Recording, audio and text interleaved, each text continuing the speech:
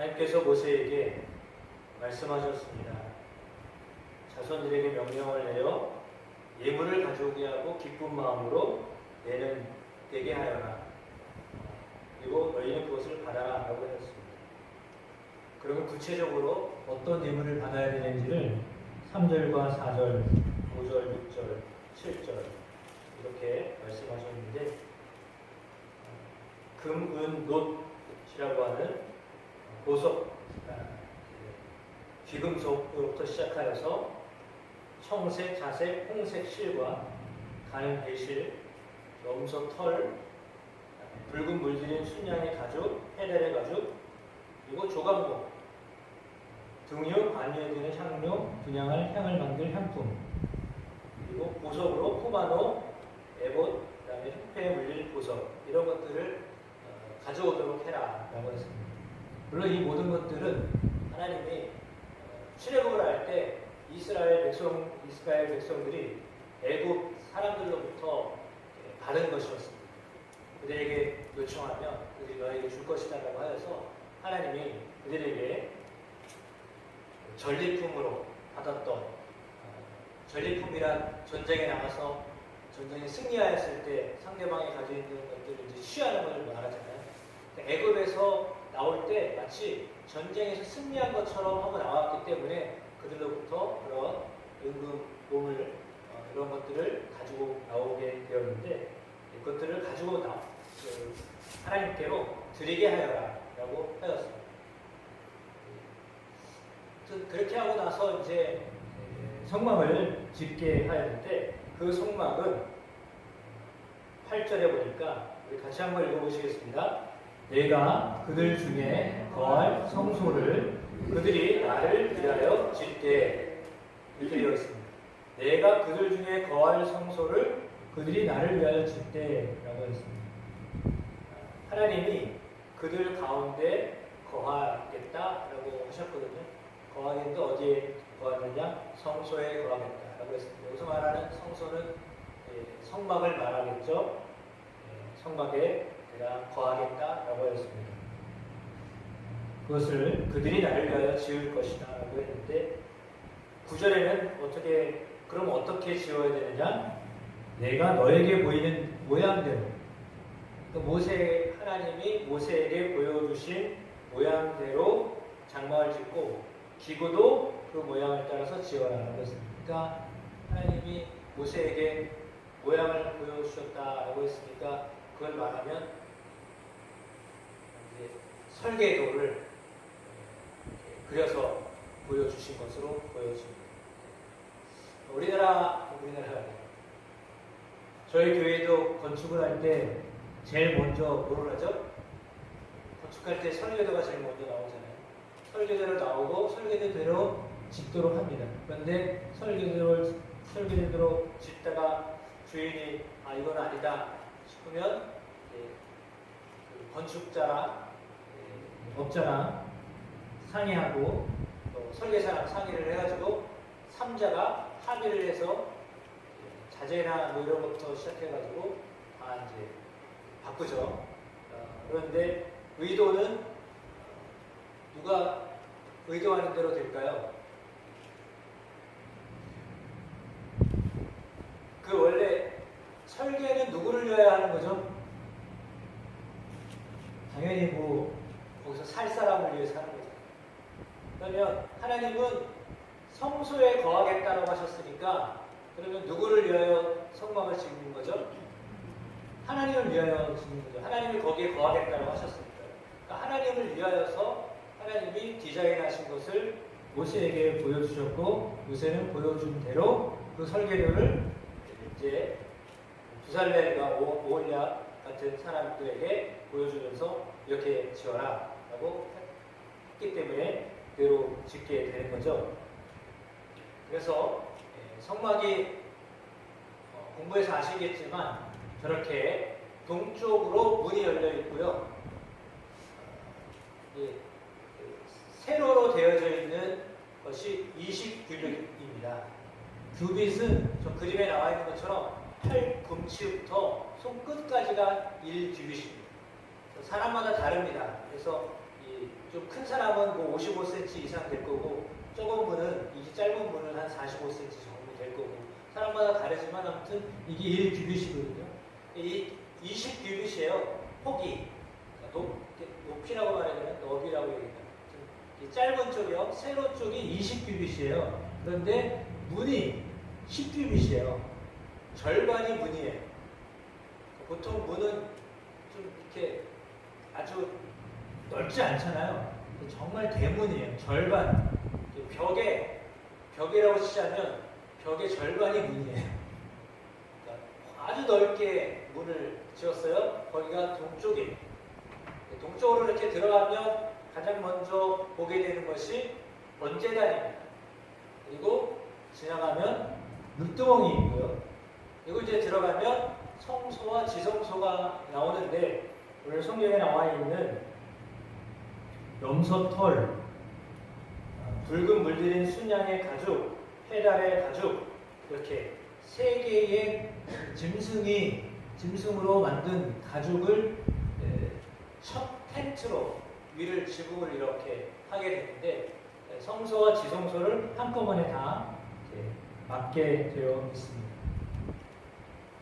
좀 더 자세히 들여다보면 이렇습니다. 그래서 성막은 세 가지 영역으로 볼 수 있습니다. 성막 바깥을 이해하겠죠? 성막 바깥은 세상을 상징하고요. 안뜰, 아까 보았던 이 안뜰이요. 번제단이 있고 물두멍이 있는 이 성막의 안뜰을 이야기합니다. 이 안뜰은 그리스도 안에서 믿음을 가지고 있는 것에 대하여 이야기하고 있습니다. 그리고 성소와 지성소 안에 있는 실제 건물이죠. 건물이라고 텐트 실제로 하나님 거하시겠다고 하셨던 그것은 거듭나서 그리스도 안에 머무는 어떤 영역으로 보실 수 있겠습니다. 성막에는 세 가지 금속이 들어가 있는데 아까도 말씀드렸던 것처럼 맨 처음에 나오죠.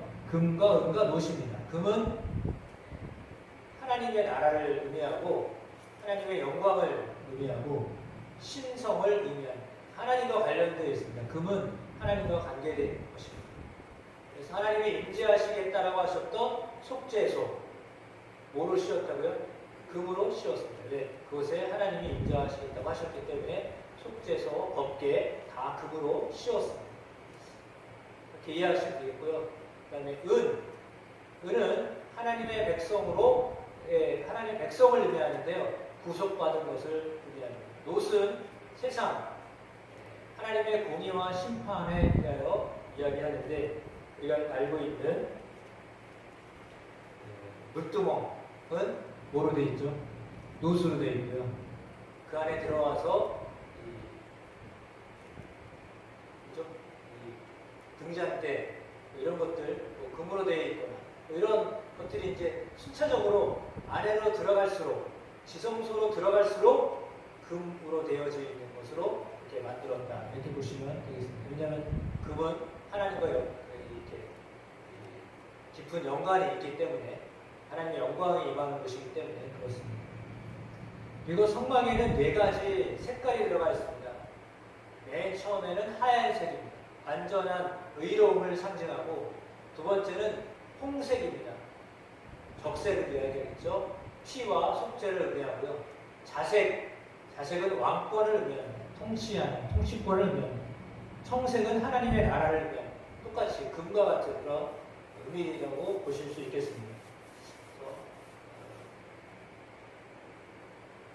다시 보면 이런 구조로 되어 있는데 이렇게 성막의 가운데 있고요. 지파가 세 지파씩 이렇게 되어 있습니다. 항상 성막의 가운데 들어가 있어서 하나님이 성막 가운데 임재하시는데 구름기둥, 불기둥으로 역사하실 때도 역시 마찬가지죠. 그 성막에 임하시는 성막에 구름기둥, 불기둥으로 임하시면 그곳 바로 지성소 안에 있는 속죄소에 하나님이 거하겠다라고 하셨기 때문에 그것에 대한 말씀을 좀 집중적으로 살펴보는 시간을 갖도록 하겠습니다. 그림으로 보시면 물두멍, 떡상, 번제단, 그다음에 분향단, 그리고 금촛대, 금등잔대, 그리고 안에 있는 속죄소, 지성소 안에 있는 그 속죄소, 법궤를 말하죠. 의미가 있습니다.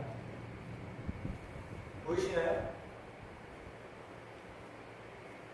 제가 잘 안 보여요.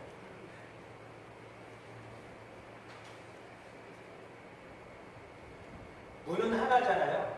그래서 예수 그리스도를 상징합니다. 예수님이 내가 양의 문이다 라고 말씀하신 것처럼 문이 하나죠. 그리고 방주에도 문은 하나였습니다.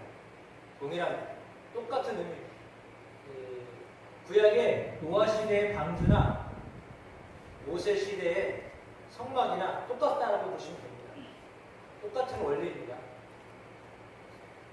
그리고 그 앞으로 들어가면 번제단이 있다고 했죠. 번제단에서 뭐 하는 거죠? 짐승을 태우죠. 죽여서 태웁니다. 실제로 이제 제사를 드릴 때 양이나 소나 염소나 이런 것들을 태우는 번제단에서 태우는 그런 작업, 제단이죠. 제단에서 희생이 되는 거잖아요. 예수 그리스도의 십자가의 죄속에 대한 의미도 그 가운데 있습니다. 그리고 그 안으로 들어가기 위해서는 제사를 드리고 피 흘리고 뭐 이랬기 때문에 씻고 들어가야 되잖아요. 그래서 물두멍이 있습니다. 물두멍은 말씀으로 씻는 것을 의미합니다. 그리고 이제 성소로 들어가죠. 오른쪽에는 떡상이 있습니다. 왼쪽에, 그러니까 북쪽에 떡상이 있고 남쪽에는 등잔대가 있습니다. 그리고 정면으로 들어가면 지성소 방으로 들어가기 직전에 분향단이 있습니다. 그래서 우리가 잘 알고 있는 것처럼 떡상은 말씀 그대로 말씀이죠. 예수 그리스도가 우리에게 주시는 말씀, 떡상이 있고 왼쪽에는 등잔대가 있죠.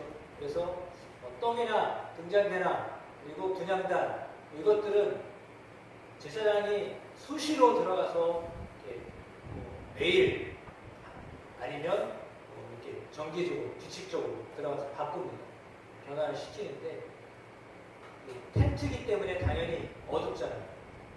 그렇기 때문에 등잔대가 이제 왼쪽에 있고 그리고 들어가기 직전에 분향단이 있습니다. 향을 피우는 향단이 있는데 그건 이제 우리가 알고 있듯이 기도, 요한계시록의 기도, 성도들의 기도가 올라간다라고 연기로 올라간다라고 하는 의미입니다. 그래서 기도가 이제 그런 의미로 보시면 되겠습니다. 물론 그 안에 들어가면 이제 휘장이 있습니다. 휘장을 거쳐서 안으로 들어가면 지성소인데 지성소 안에 있는 것이 바로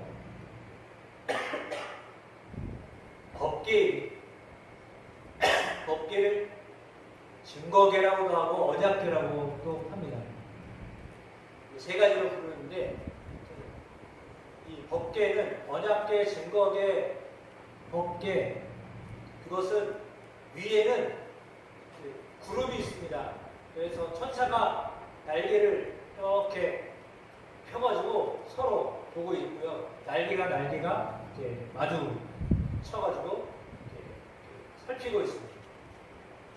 그리고 그것이 이제 뚜껑과 관계되어 있어서 그 뚜껑이 뭐냐면 법궤, 밑에가 법궤잖아요. 밑에가 법궤거든요. 그 뚜껑을 속죄소라고 합니다. 하나님이 그 속죄소에 만나자라고 했어요. 거기다가 대속죄일날 1년에 한 번 대사장이 들어가잖아요. 지성소에 1년에 한 번 들어가거든요. 하루 들어가거든요. 그때 피를 바르는데 피를 찍는데 거기다가 쏟는 거예요. 속죄소에다가 피를 뿌리는 거예요. 7번 뿌리는데 거기다가 뿌리는 그 피가 물론 우리가 앞에서 번제단에서 피를 흘리듯이 거기서 또 피를 흘리듯이 그 피는 예수 그리스도의 보혈 십자가를 상징합니다. 그 십자가에서 예수님을 통하여 하나님이 우리와 만나겠다고 말씀하십니다. 그러니까 예수님이 우리가 하나님을 만날 수 있는 통로입니다. 예수가 아니면, 예수 그리스도가 아니면 하나님을 만날 수 없는데 하나님은 거기서 만나자라고 하셨기 때문에 우리는 십자가에서 하나님을 만나게 됩니다. 그러면 이 법계, 오늘 주로 이제 법계에 대한 이야기를 하려고 하는데, 이 법계는 뭐로 되어 있냐면 시띠 나무로 되어 있습니다. 시띠 나무는 우리나라로 치자면 아카시아 나무. 근데 이거를 중국어로 이렇게 번역을 하면서 성경에 들어올 때 조각목이라고 하는 단어로 바꿔가지고 번역을 했거든요. 그래서 우리나라 성경에, 한글 성경에 조각목으로 되어 있습니다. 근데 실제로는 시띠 나무거든요. 시띠 나무는 주로 북아프리카나 중동에 서식을 하는데 이 뿌리가 100m까지 뻗쳐요. 길게 뻗은 거는요 2km까지도 뻗는데요. 그걸 어떻게 검증했는지 모르겠지만 2km까지, 그런데 3,500년이 넘은, 실제로 현존하는 3,500년이 넘은 시띠 나무도 있다고 합니다. 그 나무는 그렇게 오래 장수하는 나무입니다. 그림에서 보고 계신 것처럼 황량한 광야에 오래 있으려니까 어려서는 가시같이 이렇게 삐죽삐죽 이런 것들이 있었거든요. 근데 나이가 들면서 이 시뜩나무가 어떻게 되냐면 그 가시 같은 게 마모가 되면서 매끄러운 나무가 돼요. 그거 너무 신기하죠? 그러니까 우리나라 아카시아 옆에 아카시아 나무 그 가시가 있잖아요. 그렇듯이 시뜩나무 어렸을 때는 그런 가시들이 있는데 자라면서 오래되면 가시가 다 없어진다고 합니다. 그래가지고 이제 부드러운 나무가 되는데 아주 견고한 나무가 되는 거죠. 딱딱한 견고한 나무가 되는 거죠. 오래되니까요. 그러니까 이게 가구로 쓰이거나 이런 건데 법계를 쓸 때 이 시띠 나무를 쓴 거예요. 이 시띠 나무는 사실은 그 당시에는 그냥 평범한 나무예요. 우리나라 아카시아 나무 누가 알아줘요? 저거 빨리 없애버려야 된다고 하잖아요. 일본이 뭐 들여놨다 뭐 이런 얘기 진짜 어렸을 때 들은 것 같아요. 별로 쓸모가 없는 나무냐. 이렇게 뭐 가구를 쓰거나 뭐 이런지도 않아요. 시띠 나무는 사실은 그냥 일상적인으로 그 광야에 가면 볼 수 있는 나무거든요. 그런데 그 나무를 통해서 조각목, 이 나무를 통해서 하나님이요 언약궤를 만들게 하셨다는 거예요. 평범한 나무예요. 보통 나무예요. 그런데요 하나님이 임재하시는 그런 법궤를 만드는 나무가 되게 하셨다라고 하는 거죠. 그래서 의미는 뭐냐면 연약한 자를 하나님이 쓰셔서 하나님이 쓰시는 자, 하나님이 함께하는 사람으로 사용하신다라고 하는 의미가 이 시띠 나무로 만든 조각목으로 만든 법궤라고 보실 수 있습니다. 이 시띠 나무는 썩지 않는 나무다라고 기록되어 있다고 합니다. 70인역에는 그렇게 되어 있대요. 그래서 저항력과 내구성이 뛰어나서 썩지 않는 나무다라고 하는데 실상은 쓸모가 없는 나무이기도 합니다. 그런데 이 시띠 나무는 신의 광야에 이르렀을 때 하나님께 예배를 드리는 품목에 들어간 나무가 되었다라고 하는 것은 참 한편으로 볼 때 그것이 하나님이 쓰시는 그런 은혜다라고 볼 수 있습니다. 그러니까 설명드렸던 것처럼 대제사장이 피를 이렇게 뿌립니다. 피를 뿌리는데 그 속죄소 뚜껑이라고 했죠. 이 뚜껑을 시은좌라고도 합니다. 베풀 시에다가 은혜 은자, 그 다음에 좌는 이제 좌석할 때 좌자요. 앉을 자예요. 그러니까 하나님의 은혜를 베푸시는 자리라는 의미입니다. 속죄소, 하나님의 은혜를 베푸시는 자리다. 그래서 영어로는 머시 시트라고 해서 자비를 베푸는 자리라고 하는 의미도 있습니다. 정금으로 만들고요. 그리고 이렇게 속죄소를 만드는데 잔이 2규빗반, 광이 1규빗반이 되게 하였습니다. 법궤를 덮고 있는 법궤 뚜껑을 속죄소라고 하는데 이 말은 히브리어로 카파르라고 합니다. 덮는다, 영어로 커버라는 거잖아요. 덮는다라는 뜻입니다. 그 뭘 덮어요? 밑에 법궤를 덮는다는 것이거든요. 그러니까 법궤 안에는 그러면 뭐가 들어있나요? 좀 이따 설명할 거고. 법궤 안에는 세 가지가 원래 들어가 있었습니다. 여러분 보시는 맨 오른쪽에 있는 것이 아론의 쌍난 지팡이, 가운데 있는 것이 십계명 두 돌판, 그리고 왼쪽에 있는 것이 뭐죠? 만나를 담은 항아리. 이 세 가지가 법궤 안에 들어가도록 했습니다. 그러면 생각해 보십시오. 아론의 쌍난 지팡이는 어떤 의미가 있었냐면 고라의 자손들이 반역을 했거든요. 그때 정말 누가 하나님이 선택한 사람이냐, 제사장이냐라고 하는 것을 어느 지파가 누가 하나님이 선택한 사람이냐라고 하는 것에 대해서 그러면 지파들 다 지팡이를 가져와라 했습니다. 그리고 나서 다 가져왔는데 아론의 쌍난 지팡이만 하룻밤 사이에 살구꽃이 피었습니다. 그래서 증거를 보여주셨습니다. 아론이 하나님이 선택한 제사장이 맞구나. 너희들 그렇게 반항하지 마. 항거하지 마. 원망하지 마. 불평하지 마. 그 증거로 아론의 쌍난 지팡이를 넣은 거예요. 그러면 그건 사실은 권위에 대한 도전을 이야기한 건데 그런 사건이죠. 사건과 관련된 거죠.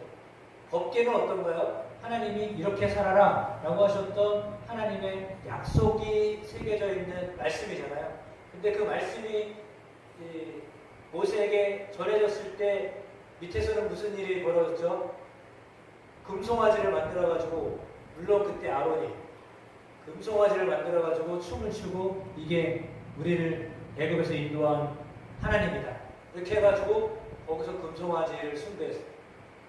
그게 화가 나가지고 모세가 내려오다가 그걸 보고 돌판을 깨버렸어요. 그거는 하나님을 향한 우상 숭배한 이스라엘 백성들을 향한 화, 그리고 그런 어떤 모습이 있는 추억, 좋지 않은 그 사건이죠. 쉽게 말하면 그런 사건. 만나는 어떤가요? 만나는 그들이 우리 먹을 거 없다고 막 흥분하니까 하나님이 너희에게 먹을 걸 주겠다 라고 해가지고 매일 40년 동안 주셨던 거죠. 그때도요, 불평했을 때 하나님 주셨던 거예요. 그러면 이 세 가지 만나, 십계명, 아론의 쌍난 지팡이 이거 다 뭐냐면요, 하나님께 대해서 불평하고 원망해가지고요 다 심판을 받아야 되는 상황이었던 거예요. 그거를 하나님이 덮겠다라고 하는 의미예요. 법궤 위에 속죄서를 두고 뚜껑을 닫았다라고 하는 의미는 바로 그런 의미예요. 그들이 불평하고 원망하고 하나님의 은혜에 대해서 불평하고 원망했는데 그럼에도 불구하고 하나님이 그거를 하나님의 사랑하심으로 덮겠다라고 하는 의미가 속죄서예요. 은혜를 받았는데요, 끊임없이 은혜를 공급하고 있는데요, 하나님이 그것에 대해서 하나님 앞에 감사하지 못하고 불평하는 저들을 향하여 하나님이 그런 모든 일들을 내가 다 덮고 가겠다. 그게 속죄소예요. 그런 의미예요. 거기서 하나님이 만나겠다라고 하십니다. 내가 너희의 죄를 덮을 때 거기서 내가 너희와 만나겠다라고 말씀하시는 겁니다. 그런데 이렇게 덮는다라고 하는 의미로 보았을 때 생각할 것이 있습니다. 그것이 뭐냐면 역청입니다. 이 역청은 어디에 쓰였냐면 갈대 상자. 모세가 죽어야 될 때 엄마가 나일강에 던졌잖아요. 저게 모세 시대에 있었다라고 하는 갈대로 지프로 만든 상자예요. 저희 영국에 있는 박물관이기 때문에 상당히 오래된 건데 잘 보관을 해가지고 이때 근데 저 안을 어떻게 해요? 저 안을 역청을 발랐어요. 역청을 바른다는 건 뭐죠? 코팅을 했다는 거잖아요. 방수를 했다는 거잖아요. 지금도 아스팔트가 역청 만든 건데 방수가 되는 거잖아요. 그러니까 물이 못 들어오도록 방수를 했잖아요. 노아의 방수도 역시 마찬가지예요. 역청을 안팎으로 칠했어요. 그래서 비가 내렸을 때, 홍수가 왔을 때 살아남도록 하기 위해서 역청을 발랐잖아요. 그 보호를 의미합니다. 그 역청의 역할이 바로 속죄소의 역할이에요. 예수 그리스도의 십자가의 역할이 바로 그 역할이에요. 우리를 구원하신 그 역사가 역청을 발랐듯이, 그리고 예수님이 십자가에서 죽었듯이 그 의미로 우리가 지금 하나님의 은혜를 받고 있는 것입니다. 네, 그래서 이 속죄소라고 하는 말에는 무슨 의미가 있느냐? 덮는다, 속죄하다, 용서하다, 칠하다, 제거하다, 그런 뜻이 있습니다. 그런 의미가 그 안에 다 들어가 있어서 궁극적으로 용서한다라고 하는 의미가 그 가운데 들어가 있다. 피를 뿌림으로 용서하겠다라고 하는 의미가 있다라고 보시면 되겠습니다. 그래서 역청, 이것 역시 똑같은 속죄라고 하는 의미로 사용되기도 하였습니다. 레위기 17장 11절에 이렇게 되어 있죠. 같이 한번 읽어보겠습니다. 내가 이 피를 너희에게 주어 단에 뿌려 너희의 생명을 위하여 속하게 하였나니 생명이 피에 있으므로 피가 죄를 속하느니라. 아멘. 예수 그리스도의 피로 생명을 얻었습니다. 방주를 덮었던 역청, 그것이 심판의 홍수가 들어오지 못하게 보호하는 역할을 하였듯이 예수 그리스도의 십자가가 우리로 하여금 죄악 가운데 우리를 구원하는 그런 은혜를 경험하게 하셨습니다. 속죄소는 예수님과 관련된 중요한 예표론적인 의미를 가지고 있습니다. 속죄소는 인간의 죄를 덮어 도말해 버리시는 예수 그리스도의 보혈을 의미합니다. 그런 의미가 속죄소 안에 있습니다. 거기서 만나게 하라고 하셨습니다. 우리는 예수 그리스도를 통하여 우리와 함께 만나시는 줄로 믿습니다.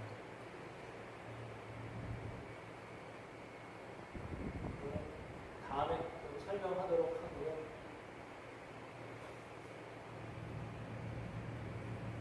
PPT 2개 같이 한번 읽어보시고 설교를 마무리하도록 하겠습니다. 같이 읽어보겠습니다. 쉬운 자는 하나님께서 은혜를 베푸시는 자리를 의미 속죄소와 연결된 개념이다. 쉬운 자는 주로 하나님의 자비와 은혜가 임하는 자리를 상징적으로 표현할 때 사용됩니다.